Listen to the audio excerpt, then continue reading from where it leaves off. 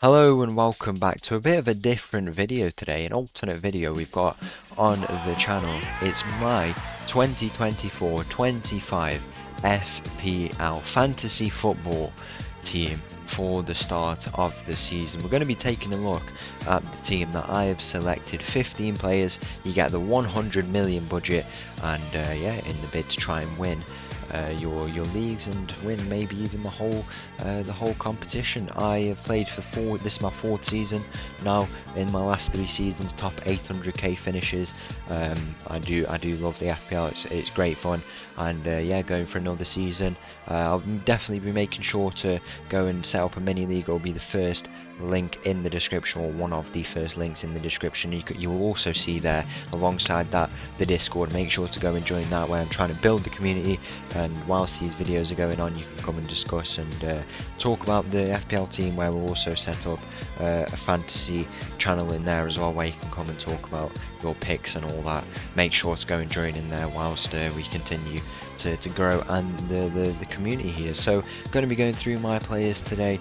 I think I used to be a lot more kind of knowledgeable on FPL, in terms of I used to take in a lot more data, information, a lot more template. Now these days I'm more inclined to picking players who I know and think will get points.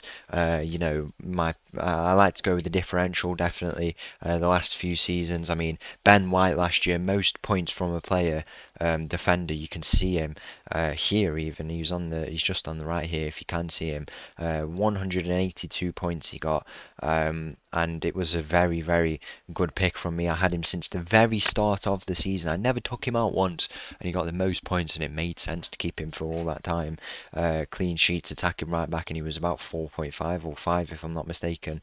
So it was very reasonable, and I even had him before that. A great choice, but there's a reason why I've not picked him today, and we'll be going through that. Many others in the Euros fantasy as well. Jules Koundé got the most points for a defender, attacking right back who plays for France. Of course you have to pick him, but yeah, I like to go more with the differentials, and you'll see a few of them in this episode. So we're going to get straight into it. 99.5 million spent out of the 100 million, a spare few million in case I want to make any changes, but a lot of these players will probably be nailed on come the start of the season. In goal, we're looking at Raya and Turner. So Raya will be the starting goalkeeper for the first weekend, and probably most weekends. I was looking at other goalkeepers like Leno, for example. Pickford was an option, but I think it was going to be Turner who was going to play over them, and I just thought we might as well bring in Raya. Wolves at home, decent first fixture, 5.5. In the expensive end of goalkeepers, I never really go for an expensive goalkeeper, but I thought it would be reasonable to bring him in. I think he's a lot more reasonably priced in comparison to the defenders. Obviously, defenders score goals and get assists, but for a million cheaper than the likes of White, for example. You know, if he gets a penalty save in there, then we're in. You know, we're on the money, and clean sheets will always do some favours. I think it's good to have him in there, and then Matt Turner as well. We bring him in to the team. Good 4 million option once again. Whether or not he starts, we'll have to see. But he is the backup goalkeeper that I have gone with. Looking over to the defense now, 5 players. We've got 5 starters, but 4 starting in my fantasy team. Starting with Ian Matson, he's come in to the Aston Villa team. I actually predicted his signing because of the release clause he had, which was it was pretty interesting to say the least. Brought him in 5 million, a good attacking option. Plays a bit of an inverted role, so can step into that midfield, but may be also quite attacking down that left side. I think he's good. We've seen what he can do for Dortmund, and a good point in his career to continue to develop. Surely will get a lot of minutes under Unai Emery, and I think he's a good player to bring in at 5 million, especially in a good Aston Villa team who should be picking up a lot of points in their bid to try and go on and qualify for Europe once again through the clean sheets and stuff like that. I think he's a good option. Marlo Gusto, I think he's I'm going for 4 defenders. I think he's the one defender who could change. There's a lot of defenders who I'm thinking of, but Marlo Gusto, with Reece James being suspended for the first 4 games of the season, or 3, because of his straight red on the last game of the season. We've seen what Gusto can do. Really, really good. I think he was the best of a bad bunch last year for Chelsea. A lot of attacking returns, and I think it would be reasonable to bring him in at 5 million. Can easily change for any defender. Bit more on the heavy side in terms of price, but a good option up front and gives us a lot of money to be spread out in other positions. Anderson comes in, the Crystal Palace defender. It was a choice between him or Guehi. I think Anderson's got the more returns. Guehi might go into midfield. Sometimes he has gone into midfield, but I think Anderson is probably more reasonable. Clean sheets, attacking returns, they're there and a good option at 4.5 million. Taylor Harwood Bellis, the 4 million defender of the year, arguably coming in for Southampton, was part of their campaign to get back up to the Premier League last year, and I think he's a good option for 4 million. Can come off the bench even as well, and maybe even start some weeks for us, because Southampton might have good fixtures, and he will be starting for this team. So a good 4 million option we have there. And finally, at left back in his position where hopefully he plays is Mickey van der Ven. We've seen how good he is last year. He's a really, really talented and capable centre back. I think Tottenham will have a decent season, clean sheets in there, some good opening fixtures for Van der Ven, and yeah, hopefully he can get some attacking returns. It's a bit of a different option. Whether or not he goes left back, we'll have to see, but he still makes up a centre back, and whether it's a three back, then he would go at the left of that, surely, considering he is left-footed if I'm not mistaken, and he would go and press forward and get those attacking returns hopefully. And for 4.5 million, a good option out of the Tottenham defenders. You've got the likes of Pedro Porro, who at 5.5, if you can save a bit with Van der Ven, I think it's a good option to have into for also looking ahead to more attacking positions where a lot of the money will be going. That is the backline complete. We're going to be looking ahead now to the midfield. We've got Bukayo Saka, who starts in there at 10 million. I've had him since I know the exact date. It was Man City versus Arsenal. Don't ask me why I know. Man City versus Arsenal, 1st of the 1st, 2022. I've owned him for nearly 3 years, and he's been so good in that time. The third most points for a midfielder, really consistent on penalties. 10 million, a little bit more than last year, but I think it's a reasonable price. Whether if he doesn't play as well as he did, he can easily be replaced out.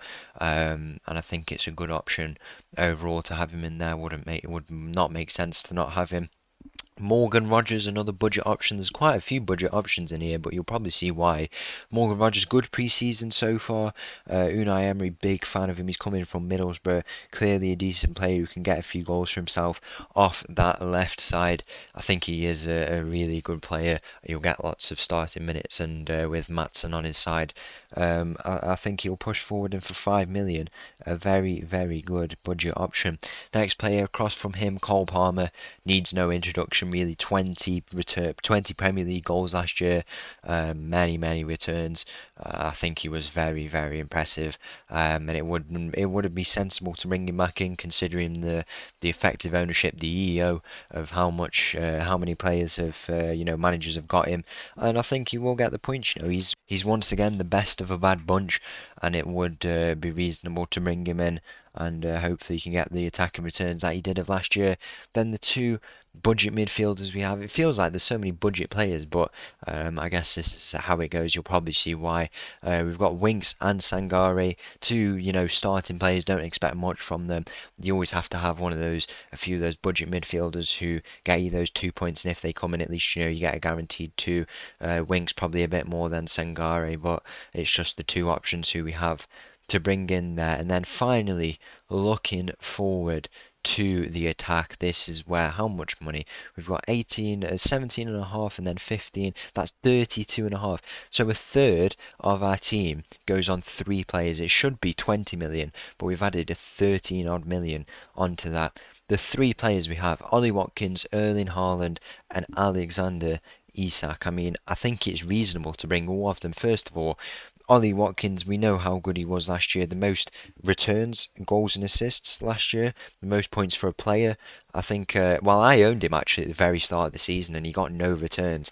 Then he decided to start finding his feet, but I guess that's all right. But I think he will have another good season. He come off the back of a very good Euros campaign, got the goal against the Netherlands, to show for it. Really good player. I think he'll just continue to get better under Unai Emery, and it would make sense to bring him in the team. I'm going to go across We'll miss out this guy in the middle. I don't know if you're familiar with him, but we'll have a look in a second. Alexander Isak, I've never really had him that much, but I think he's a really, really good player. He is so consistent, always scoring. He came in, Real Sociedad former player, and if you know something about Real Sociedad, I absolutely love them. We manage with them. Came in and was just really, really good, consistent. 8.5 million, good option in the forwards, and I think for his opening fixtures as well. I think the only issue with the defense that we have is not having a Newcastle defender for the likes of Gusto, but having Isak in this team will give us a lot of attacking returns, surely, hopefully. It does. And then finally, the man in the middle, Mr. Erling Haaland, comes into this team. Now he is £15 million. That is extraordinary. The most expensive player before that, I think it was Erling Haaland. I don't know. It was Haaland. Then I think it was Henri many many years ago. I'm not. I think it was. I'm not too sure, but I think it's a no-brainer. I think he could be 20 million and still pick him. He just scores goals, doesn't he? It's literally as simple as that. If he needs to be brought out, he'll be brought out. There's so many players where we could, this team misses Mo Salah, for example. It misses a Foden, a Son. There's loads of attackers, defenders. We don't have an Arsenal defender, which is a huge risk, but I think it would be reasonable to keep him in. And looking across all the forwards as well, I think we have to keep basically all of them in. They're all going to hopefully return, and a lot of the money has been invested there because they can get a lot of returns. Looking at the team a bit more general, we're looking in the midfield, the kind of two premium midfielders. It does look like Rodgers will get a starting role. Hopefully he does well. I don't remember the last time I had a starting 5 million player in the midfield. Hopefully he does alright for himself. If one of these two don't turn up at the start of the season, which I would expect, hopefully not, but it's probably is likely, they can easily be subbed out and we transferred out. Obviously you can roll the 5 transfers this year, which is really, really good. I think one of them, if they don't turn up, and even looking with the attack as well, these 4 players, we can easily take them out with the added transfers we have and bring in a player like Mo Salah, for example.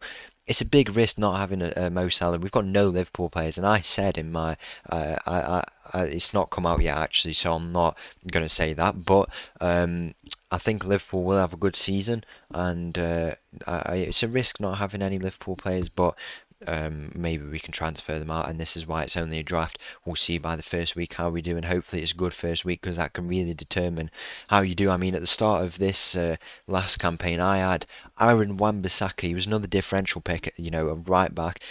Not many players selected him. A lot of the players in here haven't been highly selected. The likes of Gusto, Van de Ven, Matson, not highly selected, but really good players. Wan-Bissaka was another one, 4.5 million, started, didn't watch the game, saw after the game, 12-pointer. He moved me up to 200,000 in the world. Game week 1, sorted. I want to see that again from, an Ian Matson, from a Van de Ven goal, and I would go absolutely crazy. Hopefully we can see something like that. But I think this is a good starting structure. It misses out Arsenal defender, but we have Raya in goal. It misses out a Mo Salah, but we have so many good attackers. I think it's a good opening team, and hopefully it can lead me to a bit of FPL glory. I would like maybe top 500k for the first time. That would be nice. Maybe a bit higher. Probably going to put a lot more effort into it. Make more tactical in my decisions. Make sure to go and join the Discord where we can discuss about that, and that will give everyone motivation to not quit after the first week of playing the game, as many people do. So once again, thank you for watching. If you did enjoy that video, please make sure to leave a like and subscribe. I'll leave you this little tune, and I'll see you again for another video. Bye bye.